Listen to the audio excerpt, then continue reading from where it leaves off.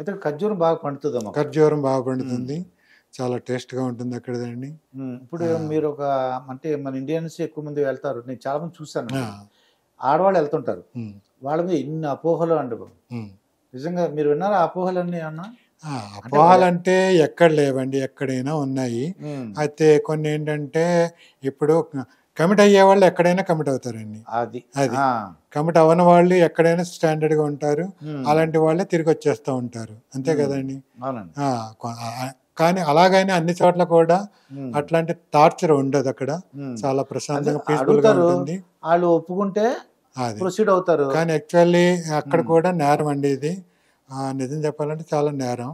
కొంతమంది అనుకోకుండా వాళ్ళ బలహీన పరిస్థితులు ఎవరన్నా అవుతే అవ్వచ్చు, అంతేకాని అది మనం ప్రత్యేకించి వాళ్ళ డిమాండ్ మనల్ని చేస్తారని చెప్పి కూడా లేదండి. అంటే ఇక్కడ జనరల్ గా వీళ్ళు కష్టాల్లో వెళ్తారండి, కష్టాల్లో వెళ్ళినప్పుడు వాళ్ళు ఏమైనా హెల్ప్ చేస్తాను అన్నారనుకోండి, కొద్దిగా అప్పుడు ఇంకా వాళ్ళు అంటే అది చెప్పాను కదండి. అది మెయిన్ ఏంటంటే అందరూ కాదు, అందరూ కువైటీ వాళ్ళు కూడా అట్లాగా ఉండరు, చాలా మంచి వాళ్ళు ఉన్నారండి. చాలా వాళ్ళు ఇప్పుడు మీరు చెప్తే నమ్మరు, ఇప్పుడు ఒక ఇంట్లో ఒక కద్దామ అంటే పని మనిషి, పనిచేసే హౌస్ వర్కరు, ఆమె ఇంటికి వస్తుందంటే పిల్లలు ఏడ్చే పిల్లలు ఉన్నారు, వాళ్ళని కౌగలించుకుని ఆలింగనం చేసుకునే వాళ్ళు చాలా మంది కువైతీ వాళ్ళు ఉన్నారు. వాళ్ళు వస్తున్నారంటే వాళ్ళకి కావాల్సిన బట్టలు బంగారం కొనిస్తారు, ఎందుకంటే మా పిల్లల్ని పెంచి పెద్ద చేశారు అని చెప్పి అభిమానం వాళ్ళకు ఉంటుంది, చాలా కృతజ్ఞత ఉంటుంది. వాళ్ళకి కావాల్సిన బంగారం, ఇంకా ఇంటికి ఫోన్ చేసి వాళ్ళకి మళ్ళీ ఇంటికి వచ్చిన తర్వాత కూడా మామ అసలోని కిలతమా ఐసే ఏబి అని అడుగుతారండి. అంటే మీకు ఏమైనా అవసరం ఉందా, ఏమైనా కావాలంటే చెప్పండి నేను పంపిస్తాను, అట్లా అడుగుతారండి. అదే ఈ ఆడవాళ్ళ మీద ఏంటంటే చాలా అపోహలు ఉన్నాయి. ఎక్కడన్నా ఈ విషయాలు నాకు అర్థమైంది ఏంటంటే, ఇటువంటి ఇండియాలో జరగచ్చు, ఏ కంట్రీలో జరగచ్చు, అలా ఆ వ్యక్తిని బట్టి వెళ్తూ ఉంటుందండి, అంతే తప్ప కొంతమంది ఏంటంటే రకరకాలుగా చెప్తారు, అందరూ అట్లాంటి వారు కాదండి. కువైట్లో చాలా మంచిగా చూసుకుంటున్నారు. నేనేంటంటే గత 28 సంవత్సరాల నుంచి ఎంతో మంది ఇంట్లోకి వెళ్ళి నేను ప్రోగ్రాలు చేశాను, ఎన్నో కొన్ని వేల ప్రోగ్రామ్స్ అక్కడ చేశానండి. నాకు నన్ను రెస్పెక్ట్ ఇస్తారు, బ్రదర్ అంటారు, ఒకసారి అక్కుయ్య అంటారు, అక్కుయ్య అంటే బ్రదర్ అండి. తర్వాత సార్ అని పిలుస్తారు చాలా మంది. ఇప్పుడు న్యూ జనరేషన్ రెస్పెక్ట్ ఇచ్చి, సార్ మీరు ఈ టైంకి వస్తారా, మా పిల్లలు మిమ్మల్ని అడుగుతున్నారు, ఇన్ని గంటలకు మీరు షో చేయగలుగుతారు. అంటే ఇప్పుడు ఆడ భార్య లేనప్పుడు, షేక్ గారు భార్య లేనప్పుడు ఈ అమ్మాయితో ఉన్నాడు అనుకోండి, ఈ ఇష్టం లేదనుకోండి, ఇష్టం లేకపోతే ఎవరికైనా ఇంకా అంటే ఇంటికి వచ్చేస్తుంది అంతే, లేకపోతే ఇంకొక చోట పని చేసుకోవడం. లేకపోతే అది వాళ్ళకి ఏంటంటే ఇప్పుడు సపోజ్ అనుకోకుండా పరిస్థితుల్లో వాళ్ళకి ఇప్పుడు ఎవరైనా అంతే, ఎక్కడైనా అంతే కదండి. వాళ్ళకి ఇష్టం లేదనుకోండి, ఇష్టమైతే ఇష్టమైన వాళ్ళు ఉంటారు, ఇష్టం లేని వాళ్ళు తిరిగి ఇంటికి వెళ్ళిపోతారు, తిరిగి వచ్చేస్తారు, ఏదో చెప్పుకుని వచ్చేస్తారు.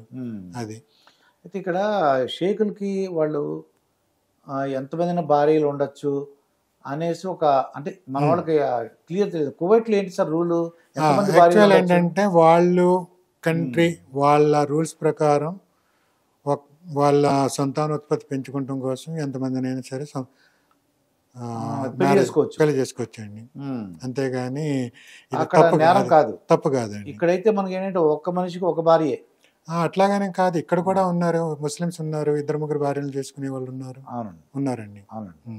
అంటే మన భారతీయులు అయితే అలాగా ఓన్లీ వాళ్ళకి మాత్రం అలౌడ్ చేసింది మన గవర్నమెంట్, హిందువులకు మాత్రం ఒకటే భార్య ఒకటే భర్త అన్న టైప్ లో మనకి ఉన్నారు. మరి అక్కడ ఒక 3 భార్యలు ఉన్నారు కూడా, ఆ 3 ఎలా ఒకే ఇంట్లో పెడతారా లేకపోతే ఎలా ఉంటారు వాళ్ళందరూ? వాళ్ళుండే ఏమంటారు పరిస్థితులను బట్టి ఒక ఇంట్లో పెట్టుకోవచ్చు, లేకపోతే వేరు ఇళ్లలో పెట్టి వాళ్ళకి కొంచెం డబ్బులుంటే 2-3 ఇళ్ళు పెట్టుకుంటారు. వాళ్ళ పిల్లలు కూడా అందరూ కూడా ఏకమయ్యి చాలా సంతోషంగా గ్యాదర్ అవుతారు, ఒకే ఇంట్లో ఒకే కుటుంబంలాగా ఉంటారండి, చాలా అద్భుతంగా ఉంటారు. ఒక్కొక్క ఫ్యామిలీ ఉందంటే ఇంచుమించు వాళ్ళ ఇంట్లోనే 25 మంది ఉంటారండి. ఓకే, అంటే ఒకటి ఉంటాడండి, మొదటి భార్య, రెండో భార్య, మూడో భార్య, వాళ్ళ పిల్లలు, వీళ్ళ తల్లిదండ్రులు, వీళ్ళందరూ కలిసి మొత్తానికి 25 మంది ఉంటారండి. 10 మంది ఉంటారు, 15 మంది ఉంటారు. ఒక్కొక్కసారి చిన్న ఫ్యామిలీ ఉంటుంది, ఆ ఫ్యామిలీ వేరే ఇంట్లో ఉంటే గవర్నమెంట్ వాళ్ళకి ప్రొవైడ్ చేస్తుంది ఒక గద్దామ, ఒక డ్రైవర్ని, అంటే ఒక లేడీ వర్కర్ని. ప్రతి గవర్నమెంట్ కూడా అంటే గవర్నమెంట్ ప్రతి ఒక్కరు కూడా ఒక డ్రైవర్ని ఒక పని మనిషిని పెట్టుకోవడానికి ఆ డబ్బులు ఎవరు ఇస్తుంది? గవర్నమెంట్ ఇస్తుందండి. వాళ్ళకి గవర్నమెంట్ ప్రొవైడ్ చేస్తుందండి. వీళ్ళకు ఏం జాబ్ చేస్తుంటారు వీళ్ళు? ఇప్పుడు మెయిన్ ఏంటంటే అక్కడ వాళ్ళు ఎక్కువ శాతం ముందు గవర్నమెంట్లో పనిచేయాలండి. వాళ్ళకి మిలిటరీ ఉంటుంది, తర్వాత అన్ని సర్వీసులు ఉంటాయండి, అన్నిట్లో వాళ్ళు చేయాలి. వాళ్ళ చేయగా మిగిలినవి ఏమన్నా జాబులు ఉంటే మన వాళ్ళు కూడా చేస్తున్నారు. ఒకప్పుడు అయితే ఇప్పుడు హాస్పిటల్లో మన కేరళ బిఎస్సి నర్సింగ్స్ డాక్టర్స్, తర్వాత ఈజిప్షియన్ డాక్టర్స్ అందరూ పనిచేస్తున్నారు. ఇంజనీర్స్ మన వాళ్ళు ఉన్నారు, అందరూ ఉన్నారు. మన వాళ్ళు కూడా మంచి మంచి పోస్టుల్లో ఉన్నారండి.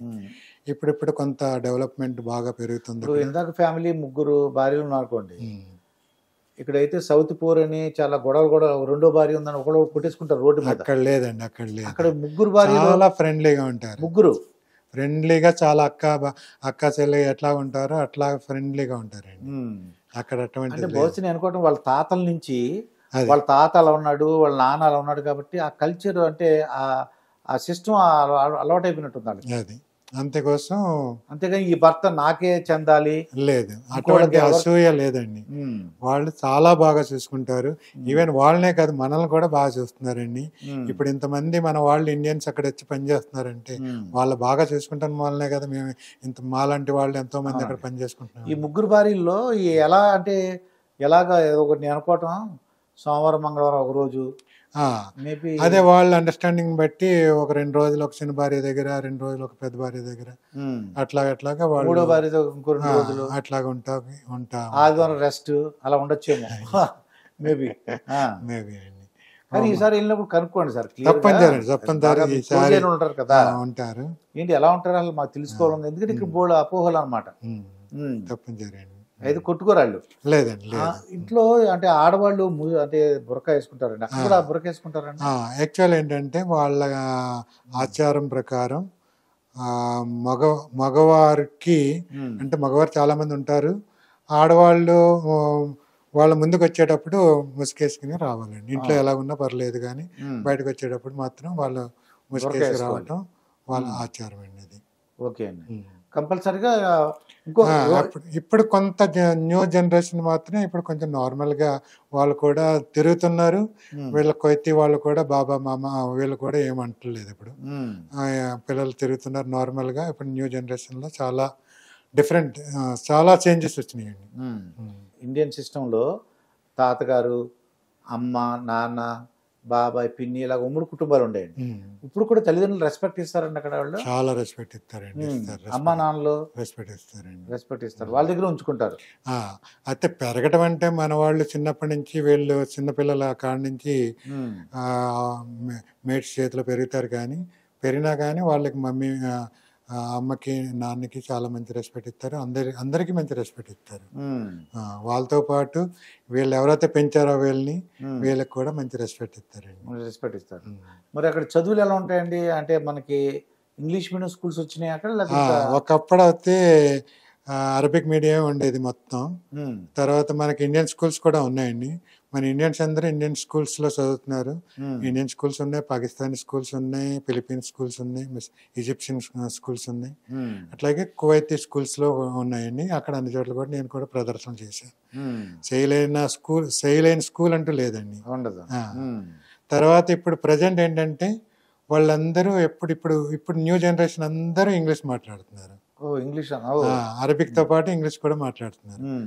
అది అందరూ లావుగా ఉంటారా లేకపోతే స్లిమ్గా చూడమని? ఒకప్పుడు అయితే కొంత అట్లాగా ఫుడ్ కంట్రోల్ కొంచెం తక్కువ అట్లా ఉండేవారు, కానీ ఇప్పుడు న్యూ జనరేషన్ అంతా స్లిమ్ గా ఉంటున్నారు. వాళ్ళు కూడా చెప్తున్నారు, ఎందుకంటే ఇట్లాంటివి వస్తున్నాయి, షుగర్ అవి